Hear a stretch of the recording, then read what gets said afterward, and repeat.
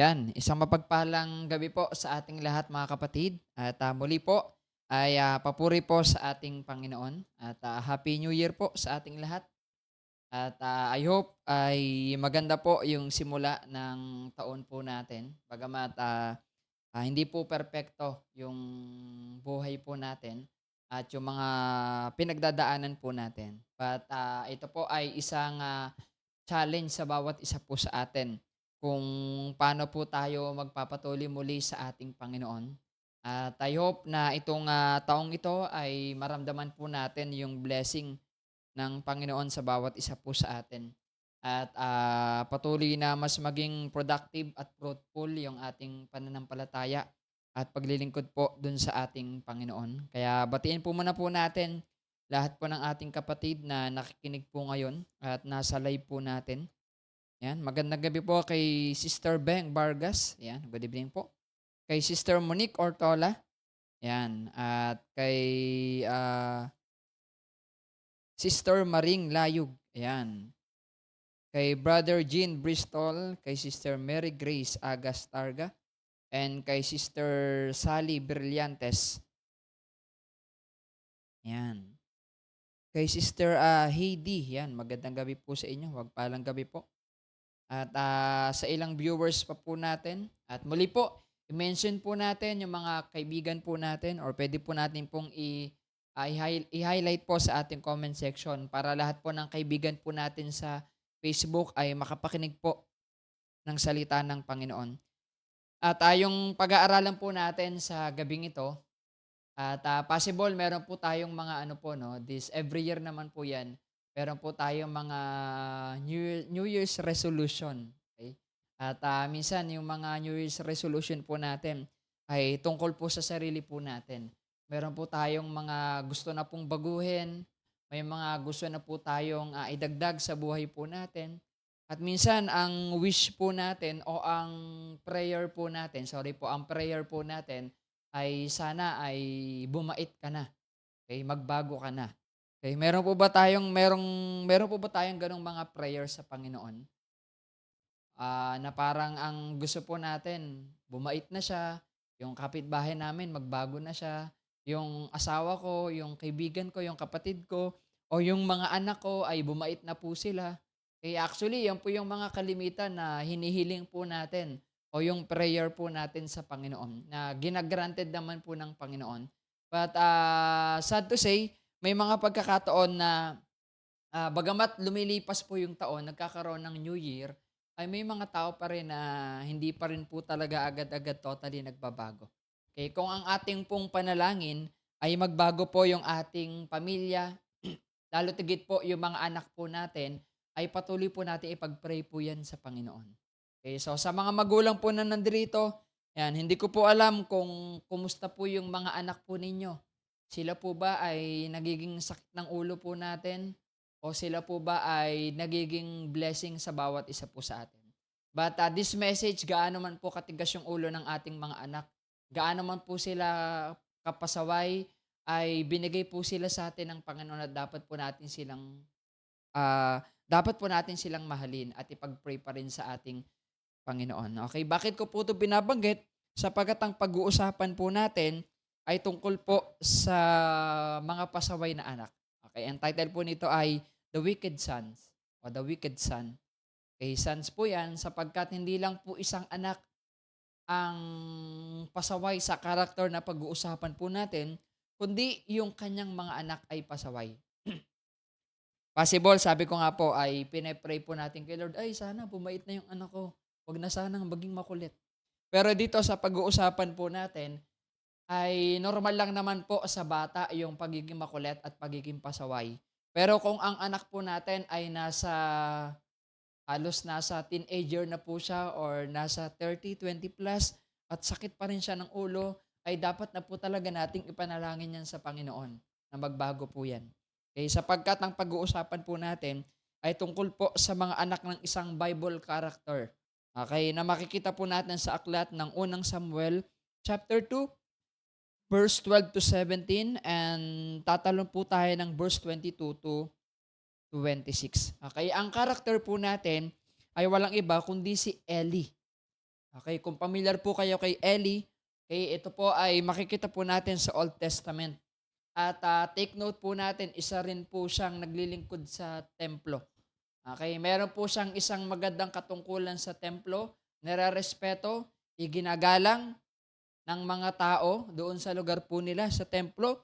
But despite nung kanyang pagiging good servant ng Panginoon sa templo, ay meron po siyang dalawang anak na sobrang tigas ng ulo, na naging sakit ng kanyang ulo at may point din na nasira yung kanyang reputasyon. Pero hindi naman po siya nakakalimot na pagsibihan yung kanyang mga anak. Yan. Magandang gabi po kay Brother Ronald Batak, kay Sister Alice. Magandang gabi po sa inyo. Yan. So pag-usapan po natin, anong klase ugali po ba yung mga anak na meron si Ellie? Okay? So dito magkakaroon tayo ng ano no, reflection. Kumusta po kaya yung mga anak po natin? Hindi man po it doesn't matter yung age po nila. Kung yan po ay ilang taon man yan, kung matanda na po yan, magkaroon po tayo ng reflection at tignan po natin kumusta po kaya yung mga anak na meron yung bawat isa po sa atin. So sabi po dito sa unang pag-uusapan po natin, ang kasamaan ng mga anak ni Eli. Ginamit po dito yung term na kasamaan kasi hindi po sila makulit, hindi lang sila basta pasaway, kundi masama po talaga po sila. Hindi ko po alam kung dumating na po sa point na yung anak po natin, madi-describe na natin, hindi bilang isang pasaway, kundi bilang isang masamang anak. If you remember yung The Prodigal Son, ay parang ganun po itong mga anak po niya, pero parang mas worse pa po sila. Basahin po natin, ano po ba yung character na meron yung mga anak ni Eli. Sa verse 12 to the following verse, ang dalawang anak ni Eli, ito po yun, dalawa po yung kanyang anak. Ang dalawang anak ni Eli ang dalawang anak ni Eli ay parehong lapastangan at walang takot kay Yahweh. Imaginein po natin yung description po sa dalawang anak ni Eli. Yung kabaliktaran po to ng kanilang tatay. Yung tatay nila may takot sa Diyos, ginagalang yung Panginoon, pero sabi sa kanyang description, ang dalawang anak ni Eli ay parehong lapastangan at walang takot kay Yahweh. Verse 13, wala rin silang galang sa regulasyon ng pagkapari. Kasi yung tatay po nila, priest, pari, naglilingkod sa templo. Merong mga regulasyon. Pag sinabing regulasyon, may mga batas, may mga alituntunin na kailangan sundin. Parang sample, kung ikaw ay magsiswimming, merong mga regulasyon, bawal mag-dive, ganito dapat yung suotin. Ito po yung merong regulasyon din sa templo. Sa pagiging pari ni Eli. Tuwing may maghahandog, pinapapunta nila ang kanilang mga katulong habang pinapakuluan pa lamang ang karne. Eto po yung senaryo kung papaano na banggit po dito yung pagiging lapastangan at pagiging kasamaan ng anak ni Eli. Na every time may naghahandog, pinapapunta nila ang kanilang mga katulong habang pinapakuluan pa lamang ang karne. May dala silang malaking tinidor at may tatlong ngipin. Verse 14, at itinutusok sa loob ng malalaking kaldero o palayok. Lahat ng matusok o sumama sa tinidor ay tinuturing ng nilang para sa pari. Ginagawa nila ito tuwing maghahandog sa Shilo ang mga Israelita. Hindi lamang iyon, bago pa maihandog ang taba ng karne, nilalapitan na ng mga katulong ang mga naghahandog at sinabi, hilaw na karne ang ibigay ninyo sa pari.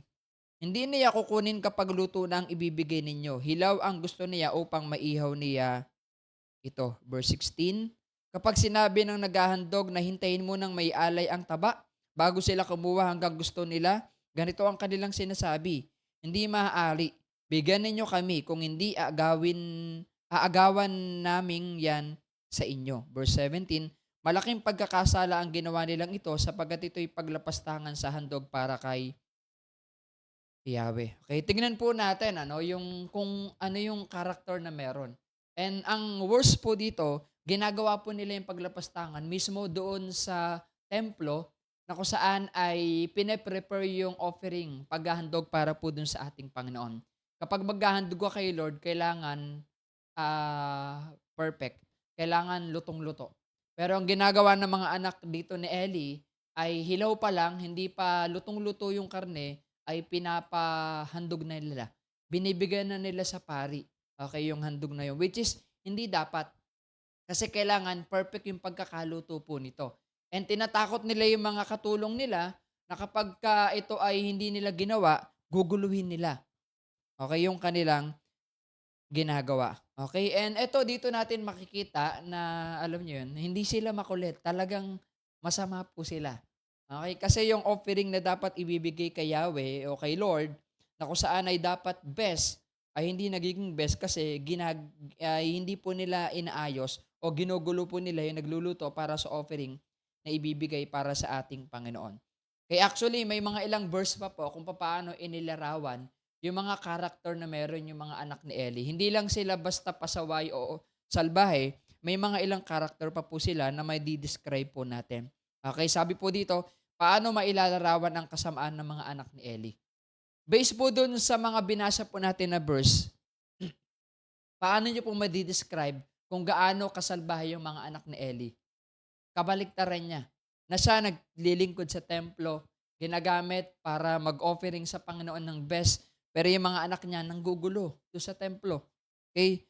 Ano yung mga character na meron po sila? Sabi po sa next verse po natin, sila po ay sakim, okay. 'Pag tinuloy-tuloy po natin yung ilang chapter sa First Samuel, sila po ay naging sakim, okay. Sakim po sila sa mga bagay-bagay na meron po sila. Okay, hindi sila makuntento sa mga bagay na meron po sila. Okay, and hindi lang po 'yun, sila po ay mapang-abuso sa kapangyarihan at pribilehiyo. Imaginin po natin, dahil alam nila na yung kanilang tatay ay isang pari or priest sa isang templo, ang thinking nila, okey lang 'yan kahit manggulo tayo dito, malakas tayo kay tatay, malakas tayo sa tatay natin kasi pari 'yan dito.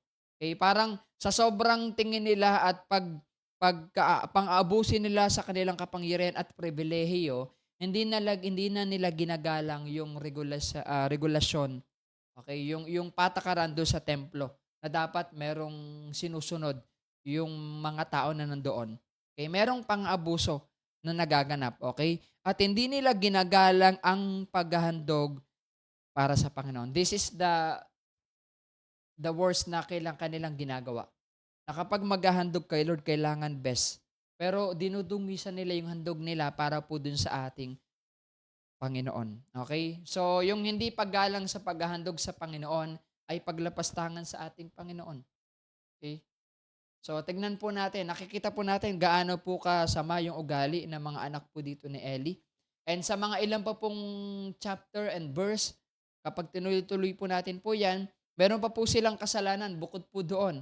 Sila po ay nangangalunya sa papaanong paraan.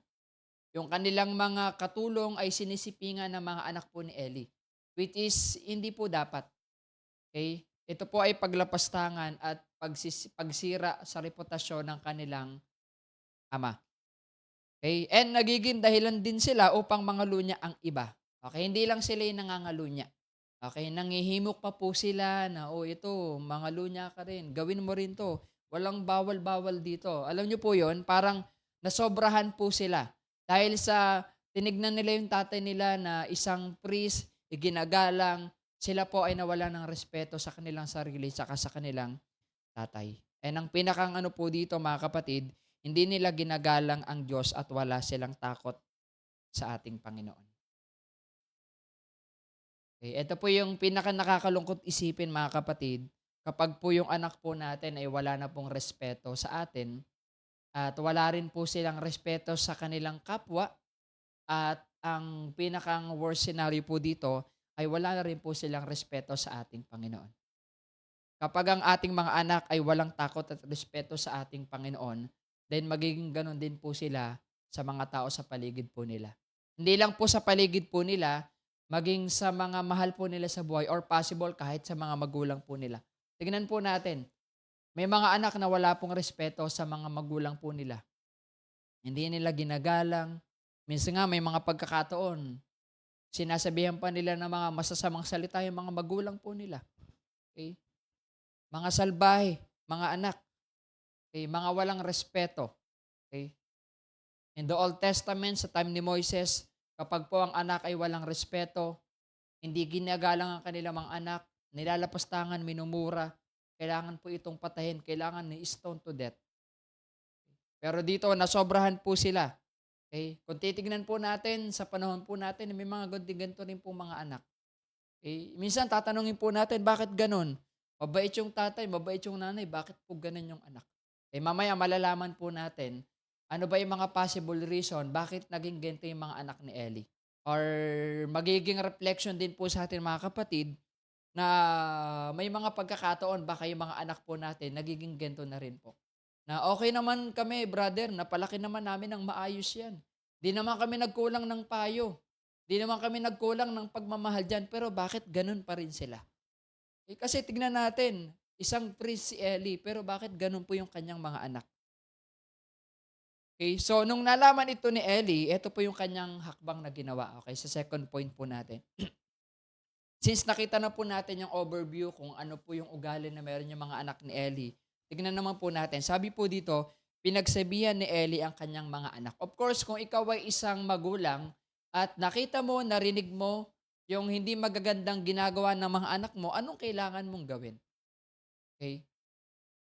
Meron bang mga magulang na hindi pinagsasabihan yung kanilang mga anak kapag may mga hindi magagandang ginagawa?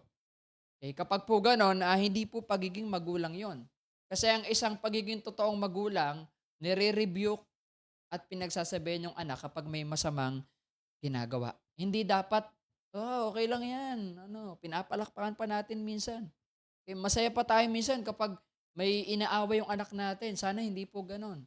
Kapag nakita natin na narinig natin nagsalita ng bad words, "Ay, ang laki na ng anak ko, ang galing na." Dapat 'di po tayo natutuwa, dapat pinagsasabihan po natin yung ating mga anak.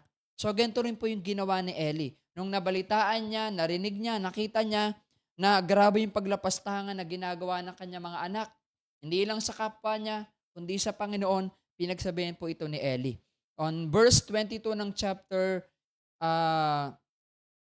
ng chapter 2 ng Samuel, sabi po ay ganito, yan. Matanda na noon si Eli, at sabi po dito, umabot na sa kanyang kaalaman ng kasamaang ginagawa ng kanyang mga anak sa mga Israelita. Okay? So, talagang ano po, no, kung kumbaga sa time po natin po ngayon, ah, parang umabot na sa buong barangay yung pagiging sakit ng ulo ng anak ni Eli. Kasi hindi lang po sila nanggugulo sa templo, but 'pag binasa po natin yung verse, okay, yung kasamaang ginagawa ng kanyang mga anak sa mga Israelita. Marami po ito, ibig sabihin kalat na po, kalat na yung balita, kalat na yung humor na itong mga anak ni Eli na isang priso, isang pari ay salbahe yung kanyang mga anak. At nabalitaan ito ni Eli. And take note, sabi po dito, matanda na noon si Eli. Imaginein po natin, ang tanda na niya. Meron pa siyang sakit ng ulo. Sa mga anak na nakikinig po ngayon, it doesn't matter kung ano yung age po natin, but kung matanda na po yung magulang po natin, sana hindi na po tayo nagiging sakit ng ulo po nila. Wag na tayong dumagdag sa sakit ng ulo po nila. Kundi kailangan pinapagaan po natin yung kanilang nararamdaman. Sabi po dito, ayan, dahil narinig to ni Eli sa kadugtong po ng verse 22, alam na rin niya ang pagsiping nila sa mga babaeng naglilingkod sa pintuan ng toldang tipanan. Pansinin po natin, kahit yung toldang tipanan na kung saan ay ginagamit para sa pagpupuri sa Panginoon, paghahandog sa ating Panginoon, and imagine natin yung kanyang mga anak, yung mga naglilingkod po doon ay sinisipingan ng kanyang mga anak. Okay? So, very ano po 'to, kung titignan po natin, disrespectful po talaga sa ating Panginoon. Kung ikaw si Eli na isang magulang, mahihiya ka na lang lumabas ng bahay. Bakit ganito yung mga anak ko? Sobrang sakit sa ulo, sobrang salbahe. On verse 23, kaya pinangaralan niya ang mga ito po yung sabi ni Eli, "Mga anak, nabalitaan ko ang kasamaang ginagawa ninyo sa mga tao. Bakit ninyo ginagawa iyon?" Verse 24, "Tigilan na ninyo iyan. Napakapangit ng usap-usapang kumakalat tungkol sa inyo. Kapag po kayo nakarinig ng mga usap-usapang hindi maganda tungkol sa inyong anak, ano yung possible maramdaman po ninyo? Tural, pwede kayong magalit, pwede kayong masaktan, at ang pinakang masakit po dito, masisira rin kasi yung image ninyo bilang isang magulang. Kapag po yung anak po natin ay mga pasaway at mga salbahe. Sabi po dito, "Tigilan na ninyo iyan, napakapangit ng usap-usapang kumakalat tungkol sa inyo." 25, "Kung ang isang tao ay magkasala sa kanyang kapwa, maaaring mamagitan sa kanila si Yahweh." Sunod po natin, "Ngunit hindi siya pinakinggan ng kanyang mga anak sapagkat nais na silang parusahan ni Yahweh."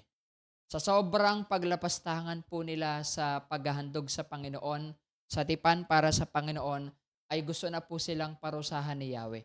Actually, if we continue the verse ng Samuel chapter 2, binanggit po doon yung parusa na ibibigay ng Panginoon sa mga anak ni Eli. And hindi na po nila maiiwasan po yon. Dahil sa kanilang paglapastangan sa Panginoon, ay nagkaroon ito ng consequence, nagkaroon ito ng kaparusahan. Hindi lang sila yung mapaparusahan, kundi yung mga next generation. Dahil sa paglapastangan po nila sa ating Panginoon. But the point is, mga kapatid, bilang isang magulang si Eli, bilang isang tatay, makikita po natin na hindi naman nagkulang si Eli sa kanyang mga anak. Pinagsabihan niya po ito. Okay, actually sabi po dito, bilang isang nagmamahal na ama, pinagsabihan niya po yung kanyang mga anak. Ang pagalit ng isang magulang ay dapat merong pagmamahal. Ang problema po kasi po dito ay bagamat pinagalitan na niya yung kanyang mga anak, hindi po ito nakinig sa kanya. Hindi pa rin nakinig sa kanya yung kanyang mga anak. Pero isa sa bagay na makikita natin kay Eli ay pinagsabihan pa rin po niya yung kanyang mga anak ng merong pagmamahal. So every time na pagsasabihan po natin yung mga anak po natin, kailangan merong pagmamahal. Okay? Kahit gaano man ka-worse, kasama yung mga anak po natin, sabihin natin ng merong pagmamahal. Ang maganda po dito kay Eli, hindi po nawala yung kanyang pagiging isang magulang nung kinonfront niya yung kanyang mga anak. May mga pagkakataon po kasi na minsan nawawala po yung pagiging isang ama o pagiging isang ina ng magulang kapag kino-confront yung kanilang mga anak. Kasi hindi po tama yung pag-confront at walang pagmamahal. Okay? Hindi lang po ito, hindi lang basta ang mga nagmamahal bilang isang naglilingkod sa Diyos. When you confront your children o yung mga anak po natin na mayroong ginagawang hindi maganda, kailangan i-confront po natin sila bilang isang Kristiyano po, mga kapatid, bilang isang nililingkod pa rin sa ating Panginoon. Okay? At bilang isang may takot sa Panginoon. Siyempre si Eli, hindi naman niya, bukod sa siyempre matanda na po siya, hindi naman binanggit po doon na pinagbuhatan niya po ng kamay yung kanyang mga anak, but pinagsabihan niya po ito ng maayos. At makikita po natin na at some point hindi naman po talaga nagkulang po si Eli nung narinig niya po yung mga masasama na kung saan ay naririnig niya tungkol sa ginagawa ng kanyang mga anak. So bilang isang tatay, nagampanan pa rin naman po niya yung pagiging isang ama. Okay, pero sabi ko nga po kanina, mga kapatid, at some point minsan iniisip po natin bakit ganon. Si Eli, isa naman po siyang priest, tapat na naglilingkod sa Panginoon, kinalulugdan ng Panginoon. Pero bakit ganito yung naging bunga ng kanyang mga anak? Bakit naging salbahe? Bakit nagkaroon siya ng mga anak na nilalapastangan yung Panginoon at walang respeto sa pag-worship para po dun sa ating Panginoon? At possible meron din po tayong mga tanong, mga kapatid, na baka meron po tayong mga kakilala or baka tayo po mismo kung may mga anak po na nakikinig o mga magulang, bakit ganito yung anak ko? Okay naman kami mag-asawa, mabait naman kami, naglilingkod naman kami, pero bakit ganito yung ugali nila? Sabi nga po nito, ano sa tingin natin ang dahilan bakit naging masama ang mga anak ni Eli? Sa tingin po natin, mga kapatid, bakit po kaya naging masama yung mga anak dito ni Eli? Kaya hindi man po dito binanggit specifically kung ano yung reason, kasi ang binanggit po dito ay masama na po yung mga anak ni Eli. Pero yung mga babanggitin ko po dito, mga kapatid, ay hindi po siya exactly, pero ito po yung mga possible reason. Bakit po naging abusado yung mga anak ni Eli at nawalan po ng respeto sa kanya, sa mga kapwa po nila, at maging sa ating Panginoon. Okay, tignan po natin yung mga ilang dahilan. Una po, yan, maaaring napalaki sila sa layaw. Okay, familiar po tayo sa word na salayaw. Okay, pag sinabing lumaki sa layaw ang isang anak, eto yung lahat ng luho ay napagbibigyan. Wala naman pong masama po doon. Pero kailangan maturuan pa rin natin yung ating mga anak na hindi naman lahat ng gusto po nila ay pwede nilang makuha kaagad o pwede nilang makuha yung mga bagay na yon. Okay, ito po ay parang kwento ng The Prodigal Son. Okay, na hindi naman right time pa para kunin yung kanyang mana, pero dahil wala siyang respeto sa kanyang mga magulang, kinuha niya kaagad niya yung kanyang mana. So ito, sabi po dito, possible ay napalaki sa layaw yung mga anak dito ni Eli. Okay, possible dahil isa po siyang priest, nare-respeto. Okay, to the point na masyadong tumaas yung yung tingin ng mga anak niya sa kanilang, yung tingin ng mga anak nila sa sarili po nila. Okay, napalaki sa layaw na okay, okay lang 'yan.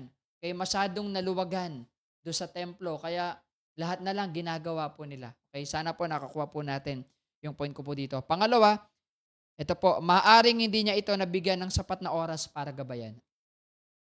Maintindihan po natin yung work o yung ministry na meron po dito si Eli as a priest na laging nasa templo. Okay, pero sabi po dito, possible ay bagamat nandun siya sa templo, nauwi pa rin naman siya sa bahay possible, pero baka hindi na niya nabibigyan ng sapat na oras para gabayan yung kanyang mga anak.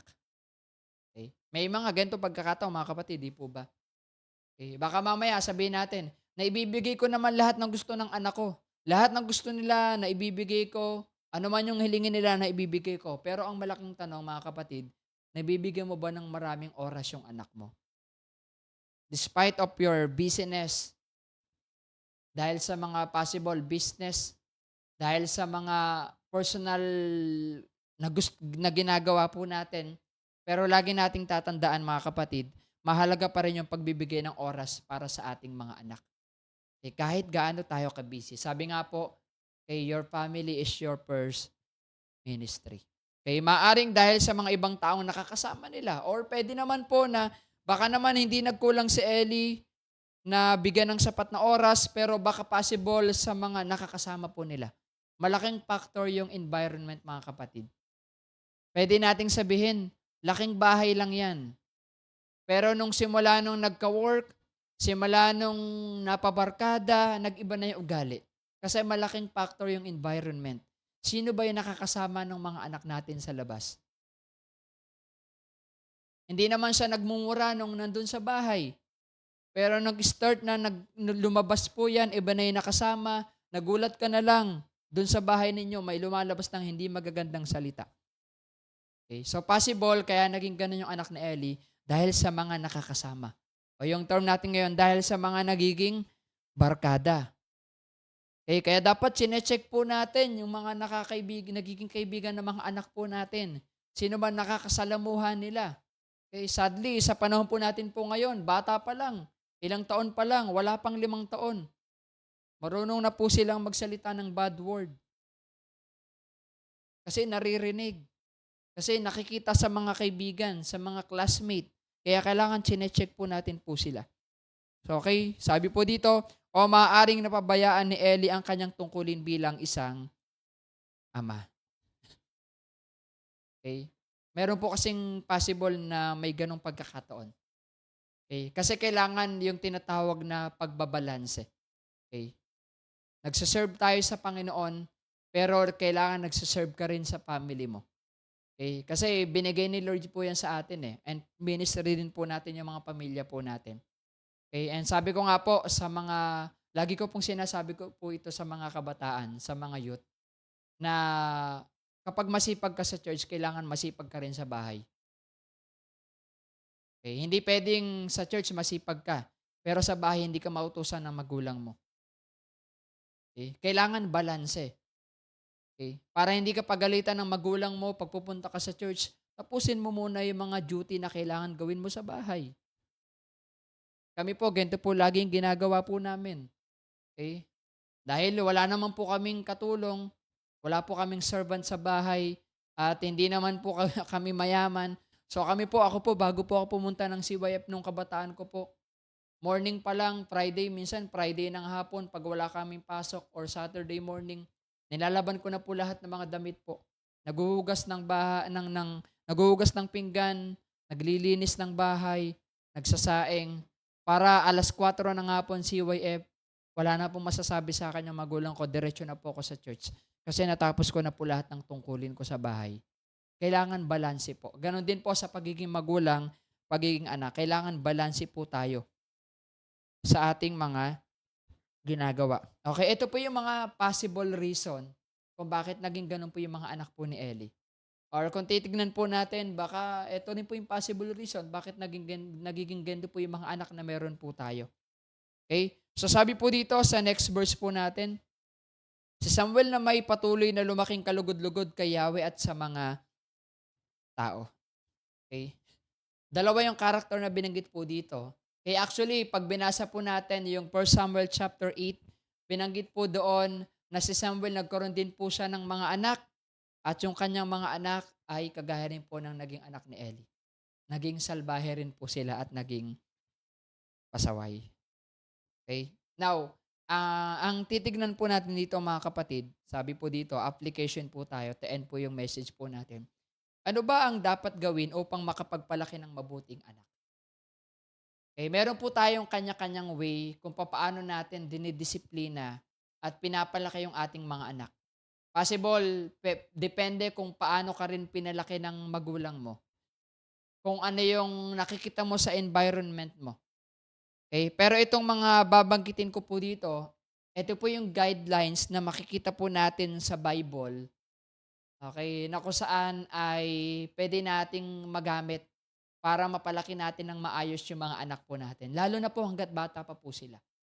Ano po yung mga dapat po nating gawin? Ito po yan. Sabi po dito, una ay maglaan ka ng panahon upang ituro ang salita ng Diyos. Kailangan po. Minsan may paano po tayo, bakit gano'n? Active naman sa church yung mga magulang mo, pero bakit ganyan ka? Kasi baka mamaya active nga sa church, yung mga magulang, hindi naman naglalaan ng panahon para ituro yung salita ng Diyos. Although siyempre, it is good na talagang madala po natin po sila sa church every Sunday, but iba pa rin po kasi yung mga magulang po mismo nagtuturo rin ng salita ng Diyos sa kanilang mga anak. It is written in Proverbs chapter 26 verse 6, train up a child in the way he should go, so that when he is old, he will not depart from it. Ituruan natin ng ating mga anak habang sila ay bata pa para pag lumaki po sila ay hindi po sila maligaw at hindi nila makalimutan yung salita ng ating Panginoon. So sa mga magulang, turuan po natin yung ating mga anak, yung inyong mga anak ng salita ng Diyos. Kailangan ginagamit po natin po yung pagkakataon hangga't bata po sila, nakasama po natin sila na maturuan po sila ng salita ng Diyos. Kasi kapag po yan ay lumaki na, may mga barkada na, nagkatrabaho na, di na po natin magagawa po yun. So hangga't bata pa lang, mga kapatid, in Proverbs 22, train up a child. Hangga't bata pa, turuan nyo na ng turuan ng salita ng Diyos. Dalhin nyo sa church every Sunday. So may Sunday school po tayo, may mga Sunday school teachers po tayo. Tinuturuan po sila ng salita ng Diyos. Kailangan magawa po natin ito, mga kapatid. Para hindi sila maging sakit ng ulo pagtanda po nila, pagtanda po ng mga magulang o ng mga anak po natin. Pangalawa, magturo ng tamang disiplina ayon sa Biblia. May mga pagkakataon po kasi na nadidisiplina natin yung mga anak po natin. Depende sa kung paano tayo didisiplina nung panahon po natin. May mga, sorry po kung may mga ganun pong may mga ganung klase po ng disiplina ang naranasan. Pero minsan may nakaranas po tayo na meron tayong disiplina na talagang pinapahalo ng sinturon. Minsan nga may mga sinasakop kasi ganito yung ginawa sa kanila nung bata pa sila. Pinapaload sa munggo o sa bigas. May mga ganong klase po ng pagdidisiplina. Depende pa rin naman po yan kung paano po i-absorb ng mga anak po natin o kung gaano kabigat yung binibigay po natin Okay, but sa Bible meron din pong tinuturong tamang disiplina. Okay, na kung yung anak po natin ay nagkamali at nagkasala po sa atin, kailangan 'wag nating kagalitan. Okay, meaning to say, 'wag nating parang mawawala na yung pagiging magulang natin sa kanila kapag pinapagalitan natin sila. Okay, na lagi na lang natin silang binubuyo sa galit, sa sama ng loob. Okay, ang pinakang best po diyan kapag nagkamali yung anak po natin, puwede natin silang paluin, puwede natin silang medyo kantiin, pero kailangan merong pagmamahal pa rin. Kailangan sabihin pa rin natin sa kanila kung bakit natin sila pinagagalitan. Lalo na po yung mga batang maliliit, mga kapatid. Kailangan kapag pinagalitan po natin, kinorek natin sila, explain po natin bakit kita pinagalitan. Eh, mahirap kasi yung kapag nakita mo yung anak mo na biglang may ginawang mali, pinalo mo kaagad ng sobrang lakas, umiyak po yan, then hindi mo na sinabi sa kanya bakit mo siya pinalo. Okay? So, doon po nag start na yung anak natin o yung mga anak ay nag-iisip ng hindi maganda sa mga magulang. Hindi ako mahal ng magulang ko. Kasi di naman natin ina-explain po sa kanila yung mga bagay-bagay na yan. Lalo na po kung maliliit pa, siyempre, pag maliit po yan, hindi pa naman po talaga nila control yung ginagawa po nila. So, kailangan talaga yung tamang disiplina din sa mga magulang para sa ating mga anak. Okay, and in James chapter 3, gumamit tayo ng tamang salita para sa mga anak po natin. Nakakalungkot kasi in our time, minsan may maririnig ako, personally may naririnig ako, or may naririnig tayo minsan na kapag pinagagalitan natin yung mga anak po natin, sinasamahan natin ng mga pangit na salita. Minumura natin sila, sinasabihan natin sila ng mga nakakasakit sa damdamin po nila na hindi po nakakatulong para po sa kanilang paglaki. Okay? Kasi kapag kinalakihan po nila na kapag pinagagalitan may kasamang mura, gagawin din po nila yan pag nagkaanak po sila. Okay? Kaya nga po sabi ko nga po, I'm very blessed kasi kahit hindi po kami Kristiyano dati, hindi pa namin kilala yung Panginoon, kahit po nag-aaway yung mga magulang ko at pinagagalitan kami, hindi po nila kami minumura. Okay? Gano'n po kami pinalaki ng mga magulang po namin.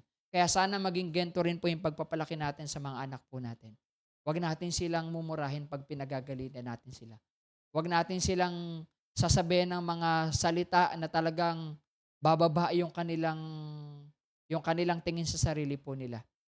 Kailangan i-lift up natin sila 'pag nagkakamali po sila.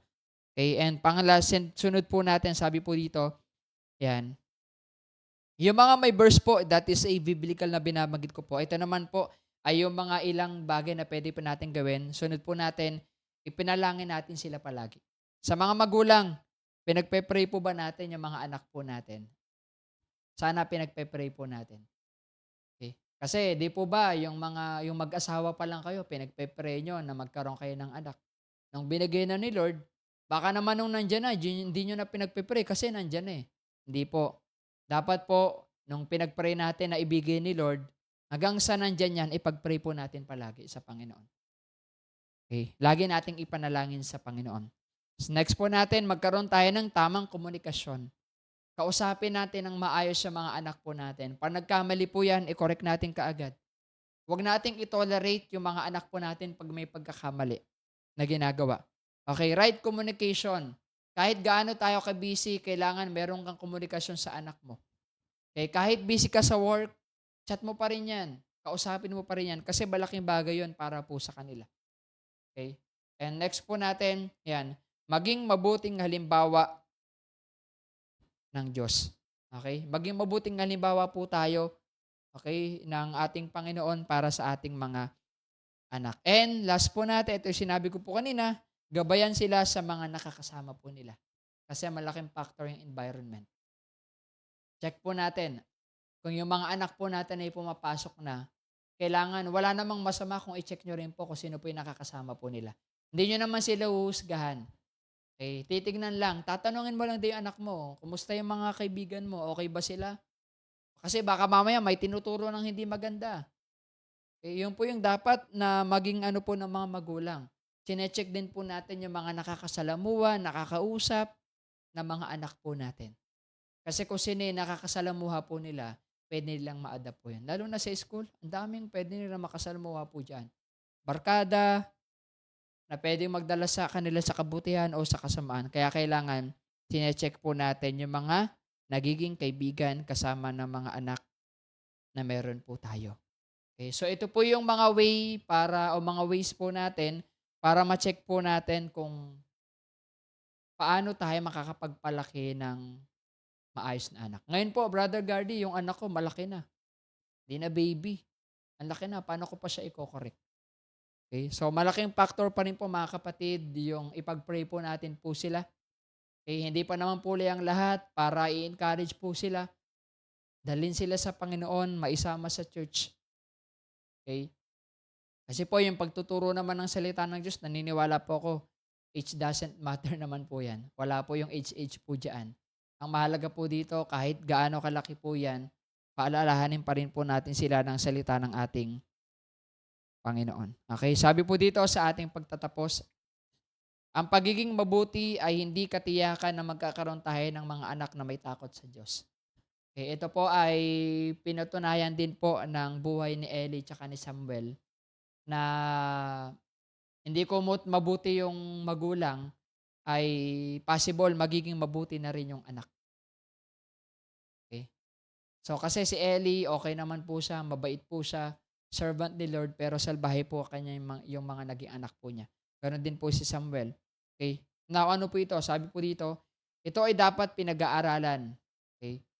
So hindi hindi puwedeng, yung anak ko sigurado ko itsura pa lang ang cute, ang bait-bait niyan paglaki niyan. Hindi po. Eh, kasi kahit mabait yung magulang, kung hindi natin matuturuan ng tama at pag-aaralan kung paano palalakihin 'yan, puwede pa rin maging salbahe po yung anak po natin. Kaya nga ito ay dapat pinag-aaralan. Pinag-aaralan po yung pagiging isang magulang, yung parenting. Okay, at ipinapamuhay. Kaya bilang magulang, tungkulin natin makapagtatag ng isang pamilyang may takot at nagpupuri at naglilingkod sa ating Panginoon. Sa mga nag-i-start pa lang po na magpalaki ng mga anak or kung meron po tayo ng mga anak na maliliit pa lamang, ang pagkakaroon ng isang mabuting anak ay pinag-aaralan po yan at ipinapamuhay. Pinag-aaralan in a sense na kailangan ay alam natin yung tamang pangaral para sa mga anak po natin ayon sa Biblia at ipamuhay bilang isang mga lingkod ng ating Panginoon. Kaya bilang mga magulang, ang ating responsibilidad o tungkulin ay makapagtatag ng isang Kristiyanong pamilya na mayroong takot, nagpupuri, at naglilingkod sa ating Panginoon. And I hope and praying this year mga kapatid na ang bawat pamilya po natin ay mas maging fruitful. Yung mga anak po ninyo ay magkaroon ng takot sa Panginoon, naglilingkod sa Panginoon. Kaya sa mga ilang kapatid po natin, alam ko meron kayo mga ilang anak na pinagpe-pray kay Lord na sana madala nyo sa Panginoon, na sana makilala si Lord. Darating din po yan. Huwag lang po tayo mapapagod na manalangin. At siyempre, ang pinakang best na way para madala po natin yung mga anak po natin kay Lord is yung life testimony po natin. Ipakita natin na mayroong pagbabago para po sa ating Panginoon. Okay, kung naalala niyo po yung The Purge na palabas, yung anak po niya ay pasaway. Okay, and pinag-pray niya po ng pinag-pray kay Lord. And then pinakita rin ng kanyang nanay na mayroong pagbabago sa kanyang buhay, sa kanilang bahay, kaya nagbago po yung anak niya. So ganito rin po tayo mga kapatid. It's not too late. Ano man yung age ng mga anak po natin, pwede pa rin natin silang madala at mapabago ayon sa dakilang kalooban ng ating Panginoon. So that is our lesson and Bible study for tonight mga kapatid. I hope ito po ay nagbigay ng paalala at encouragement sa bawat isa po sa atin. And dako po tayo sa mga balita po natin mga kapatid. Una po sa balita po natin ay siyempre yung ating Sunday worship. So balik na po tayo sa dati mga kapatid. We have service. We have 2 service. Morning po ay 9 ng umaga hanggang alas 11. At sa hapon po ay 5:30 hanggang alas 7 po ng gabi. Tuloy-tuloy po yan. At yung ating midweek service, every Wednesday po yan. Nightlight, every Friday. At prayer breakfast, every last Saturday of the month. Tomorrow po, we have CYF sa mga kabataan po natin. Tuloy-tuloy po yan. At 4 p.m. dito po sa church. sana maka-attend po tayo. So that is our announcement mga kapatid. At kung meron po kayong mga prayer request, so mag-aantay po ako ng 1 minuto. After 1 minute po for prayer request ay mananalangin po tayo sa ating Panginoon. Yan, maganda gabi po sa mga nag-stay po sa atin mga kapatid. Praise God po. At I hope na naintindihan po natin, napaalalahan po tayo ng salita ng ating Panginoon.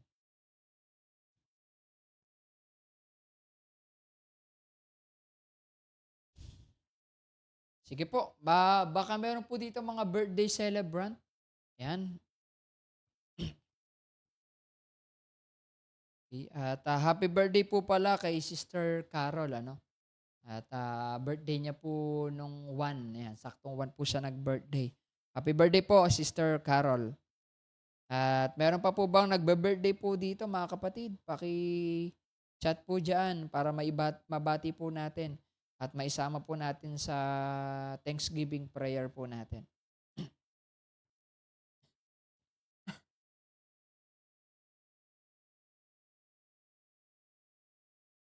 Okay po, kung wala na po ay tayong lahat po ay sama-sama pong yumuko at manalangin po tayo sa ating Panginoon. Let us all pray mga kapatid.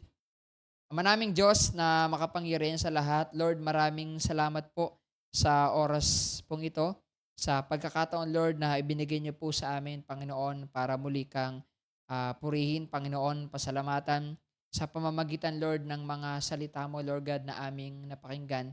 Lord, ang aming dalangin sa oras pong ito ay patuloy niyo po kaming gabayan, pagpalain. Kalakip, Lord, ng aming panalangin sa oras pong ito. Ang patuloy, Lord, na pagpasalamat sa mga may birthday po ngayon, Panginoon, kahapon, kay Sister Carol, Lord God, ingatan niyo po siya at patuloy na pagpalain yung kanyang buhay, Panginoon, sa kanya pong ministry po sa church, Lord God. Pagpalain niyo po siya sa kanyang asawa, sa kanyang anak, Lord God, at mga magulang. Pagpalain niyo po sila palagi, Panginoon. And Lord, sa mga may birthday pa po, Panginoon, hindi man po namin mabanggit. Pagpalain niyo po, Lord, ang kanilang buhay. Bigyan niyo po yung mga panalangin po nila ayon sa inyong dakilang kalooban. Lord, kalakip ng aming prayer request ang mga kapatid po namin, Lord, na merong panalangin. Panalangin, Lord, for healing, Panginoon. Ang aming panalangin, kagalingan para po sa kanila, Panginoon. Prayer request po, Lord God, para po sa family po nila, Sister Ruth Stewart, Lord God. Pagpalain niyo po, Lord, ang kanilang buhay, Panginoon. Lord, kung sila man po, Panginoon, ay meron pa ring karamdaman po ngayon, ay pagalingin niyo po sila, Panginoon. Patuloy po silang makarecover, Panginoon, sa kanilang physical, Lord, pangangatawan na sa ganon, ay patuloy na po silang makapaglingkod po sa inyo, Panginoon. Ano man po, Lord, yung kanilang mga hiniinda, ay pagalingin niyo po ito, Panginoon. Patuloy kayo, Lord God, na gumamit po ng mga gamot na kanilang tinitake, mga doktor, Lord, na kailangan po nila. And Lord, sa mga pangailangan din po nila, Panginoon, ay huwag niyo po silang pagkukulangin, Panginoon. Ingatan niyo po, Lord God, ang Stewart family, Panginoon, at kayo yung patuloy na maggabay sa kanilang buhay at sa kanilang tahanan, Lord God. Kayo po yung patuloy na maghari. Ganon din po, Lord God, sa Marsan family. Ingatan niyo po yung kanilang buhay, Panginoon. Pagpalain ang family po nila, Sister Terry, Panginoon, sa kanyang mga anak, Panginoon, sa kanyang asawa, Lord God, at sa kanyang ministry po dito sa church. Pagpalain niyo po siya, Panginoon, at huwag niyo po siyang pababayaan, Panginoon. Lord, ang amin din po panalangin para po kay Sister Lavinia sa pananakit, Lord, kanyang tuhod, Panginoon. Aming panalangin, Lord God, na pagalingin niyo po siya physically, Lord God. Palakasin niyo po siya, Panginoon, at patuloy naman balik, Lord, ang kanyang kalakasan, kagalingan, nagmumula po sa inyo, Panginoon. Salamat, Panginoon. Lord, hindi man po namin mabanggit po lahat ng mga may prayer requests for healing. Kayo po yung nakakapatid, Panginoon. Sa mga ilang po namin kapatid, Lord God, na nasa mabigat na karamdaman, Panginoon, ipuin niyo po sila ng pagpagpalang kamay, Panginoon. At patuloy, Lord, na tugunan lahat ng pangangailangan po nila. Lalo tigit, Lord God, sa kanilang pananampalataya na patuloy po silang gagaling at lalakas. At this Sunday, Lord God, kami po ay magsasama-sama na magpupuri para sa iyong dakilang pangalan. Kaya Lord, maraming salamat po. We pray also, Lord God, sa ilang po naming kapatid na may mga pagsubok, Patuloy niyo po silang gabayan, palakasin, nakakaranas, Lord, ng kalungkutan, dahil sa mga nawalan po nilang mahal sa buhay, Lord God, yakapin niyo po sila, Panginoon. Patuloy po nilang maramdaman, maranasan, Lord, ang yakap nagmumula po sa inyo, pagmamahal, nagmumula po sa inyo. Salamat, Panginoon.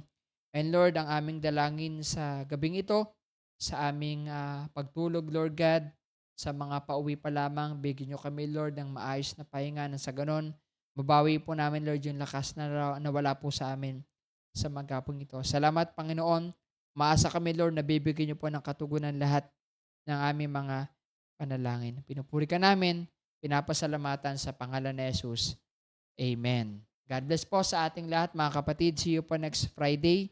And muli po, Happy New Year and God bless po sa ating lahat.